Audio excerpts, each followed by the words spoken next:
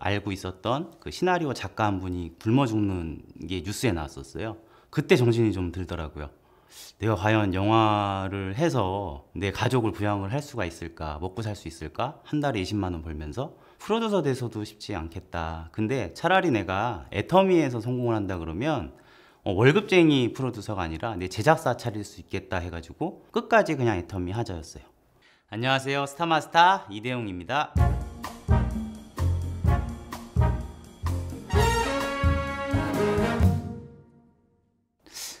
최악인데요, 최악인지를 몰랐던 삶이었어요.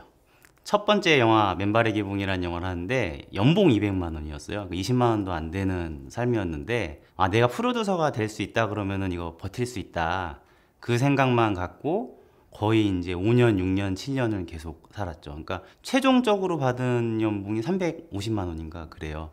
근데 그게 최악인데도 몰랐던 거죠. 그냥 난 프로듀서만 되면 되니까 그랬었어요. 저희 아버지 이더구 임페리얼님 때문에 이 일을 알아보게 됐는데, 사실은 알아보려고 나온 게 아니라 말리러 나왔었죠. 어느 날 현장에서 일하고 있는데 니네 아빠 또 시작했다고, 다시는 안 하기로 했는데, 그렇게 해서 알게 됐어요. 평생 다단계만 하시면서 거의 집에서 존재감이 없으셨던 아버지가 마지막으로 한 번 더 해보신다 그래가지고 오히려 화를 내시더라고요, 저한테. 이게 도대체 나쁜 게 뭐냐고 막 오히려 저한테 그러셔서, 그렇게 해서 알게 됐어요. 저희 아버지가 얘기하는 거랑 똑같은데, 저희 아버지도 그랬고 집도 없이 진짜 무일푼에서 시작을 하셨고, 저도 영화판에서 사실 월 20만 원 받는 청년이 어떻게 이거를 시작할 수가 있었겠어요. 근데 이 회사의 최대 장점은 진짜 내가 가진 게 아무것도 없어도, 그 다음에 뭐 배운 게 전혀 없어도 모든 걸 회사가 그런 시스템을 제공을 해주고 가입비랑 이런 게 없다라는 게, 그게 최고의 일단 장점인 것 같아요. 1억 3,800인가? 그 정도 돼요. 너무 웃긴 게, 한 달에 20만 원 받던 애가 세금을 걱정을 하는 거예요. 그래서 세금에 대한 그 공부를 하고 있다라는 거, 그게 조금 기가 막히면서도 기적이고 황당하고 그렇죠.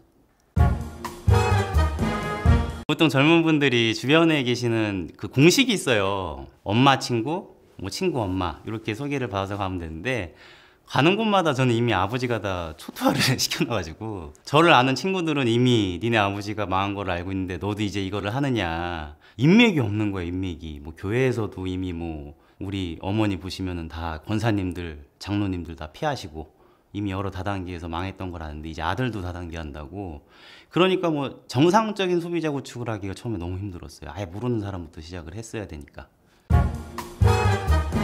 저는 결국에는 그게 항상 좀 회사에 감사하는 부분이기도 한데요, 제가 어떻게 바뀐다라고 해서 주변 사람들은 좋아하는 게 아니더라고요. 그러니까 시간이 지나면서 제가 애터미 문화에 빠져들고, 그 다음에 그 사람들이 얘가 그냥 가짜로 돈 버는 게 아니라 진짜로 돈 버는 것 같다, 그리고 관심을 가져주셨을 때 회사가 이제 어떻게 성장해 있느냐라는 거죠. 그냥 뭐 돈만 추구하는 그런 회사가 아니라, 뭐 우리 2019년도에 보면 정말 좋은 기사 많거든요. 저는 개인적으로 파트너분들한테 애터미의 좋은 기사 물어보면 다 2019년이라고 얘기를 하세요. 그래요. 생소맘 100억 기부한 것도 그때고, 1억 불 수출의 탑 탄 것도 그때고, 굉장히 그때 좋은 그런 기사들이 많거든요. 결국에 사람들은 저를 보고 하는 게 아니고 회사가 어떻게 성장해 나가고 있는지, 그거를 보고 판단을 하시더라고요. 회사 소개서 있잖아요. 그거를 보시던 한 중산층 이상의 소비자셨는데 어떻게 사업을 하셨냐면, 회사 부분, 제품 부분 다 봐요. 근데 마지막에 뭘 보셨냐면, 다단계 회사가 이렇게 기부 많이 해요 그러시더라고요. 그거에 충격받았대요. 자기는 이미 좋은 회사, 좋은 직장 다니고 좋은 아파트, 좋은 차 끌고 다니는데 내가 왜 애터미 해야 되는지 모른다 그러셨거든요. 근데 회사 소개서 마지막 부분에 이렇게 많은 나눔, 그 다음에 이렇게 환경, ESG 같은 거를 신경 써? 진짜 한번 알아볼게요 해서 나오시는 분들이 있었어요. 그러니까 저보다 레벨이 높으신 분들은 절 보고 나오시는 게 아니고 회사의 수준을 보고 나오신다는 거. 네. 회장님하고 아버지가 스타마스터 여행 때, 그 다음에 로얄마스터 여행 때 따라갔던 경험담을 썼어요. 일관적이세요.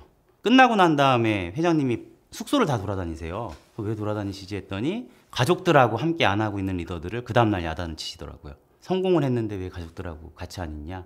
당신들이 사업을 하면서 파트너하고 가족보다 더 오래 있는 건 알지만 그렇게 되면은 성공한 다음에 다 가정이 무너진다. 당신들이 지금 돌아가야 될 때는 지금 가정으로 돌아가야 된다. 가정은 굉장히 챙기셨거든요. 근데 몇 년 있다가 로얄 마스터 승급여행 때 또 회장님이 울면서 그러시는 거예요. 그때 아직도 파트너들하고 형제 라인하고 그렇게 지내고 가족들을 소홀히 할 거냐고. 그래서 그날 여행이 중단됐어요. 회장님께서 식당 하나를 빌리시고 앞으로 한 명씩 다 나와가지고 당신이 지금 한 달에 얼마 버는지를 가족들 앞에서 공개해라. 근데 울면서 그 얘기를 하시는 거예요. 근데 너무 충격받았어요. 아 진짜 겉으로만 그러시는 게 아니라 한 사람 그 개인 리더 한 명 한 명이 다 가정이 잘 됐으면 좋겠구나라고 바라시는 분이구나. 지금도 뭐 마찬가지시지만 그런 회사인 것 같아요. 이 회사의 경영 철학은 진짜 회장님 빼놓고는 뭐 말할 수가 없다? 뭐 이렇게 정리하면 될 것 같아요. 아 모르겠어요. 제가 너무 최악의 삶을 살고 있어가지고 애터미 하기 전에 사실 힘든 거를 잘 모르겠어요. 그러니까 뭐냐면 저 솔직하게 얘기하면요. 만약 대웅아 너 영화판에서 하루 일했던 것만큼 애터미에서 일한 적 있어? 라고 물어보면 저 없어요. 그렇게 일한 적 한 번도 없어요. 영화판에서 정말 새벽 3시부터 나가가지고 48시간 한 번 촬영 나가면 우리 48시간이거든요. 왜냐하면 일당이 비싸요. 그런데 영화판에서는 기준 일당이 48시간이에요. 감독님이 액션에서 컷하는 날 끝나요.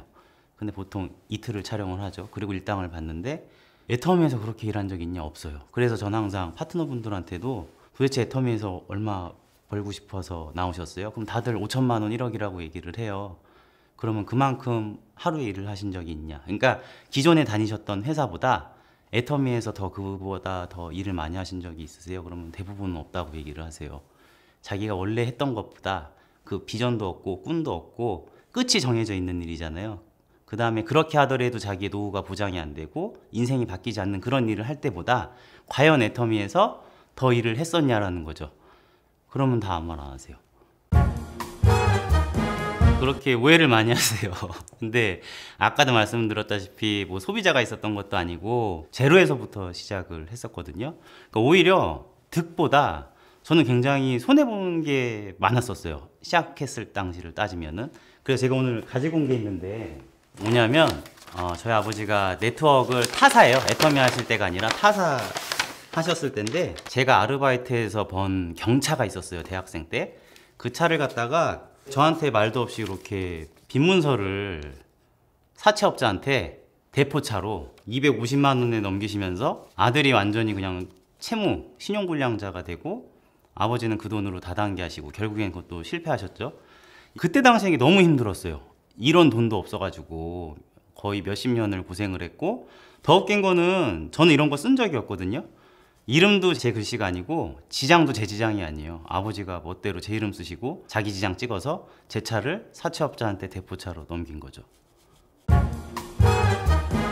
네, 아버지께서 성공하신 다음에 변호사 고용하셔서 바로 다 해결해 주셨어요. 근데 참 230만 원? 그 돈 때문에 우리가 이렇게 고생을 했구나. 지금은 그렇지만 그때 당시에는 전혀 갚을 수가 없는 그런 돈이었거든요. 결국 애터미가 다 해결해 준 거죠.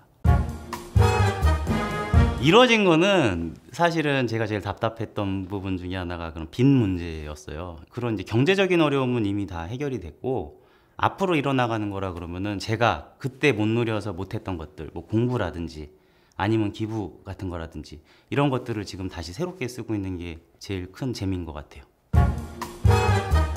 항상 선크림을 하나만 주문하시는 분이 있었어요. 제가 판매사 아니었을 때. 근데 이분이 한 달에 한 번인가 선크림을 주문하시는데 자기가 살고 있는 명일동으로 갖다 달라, 자기 일하고 있는 사당역으로 갖다 달라.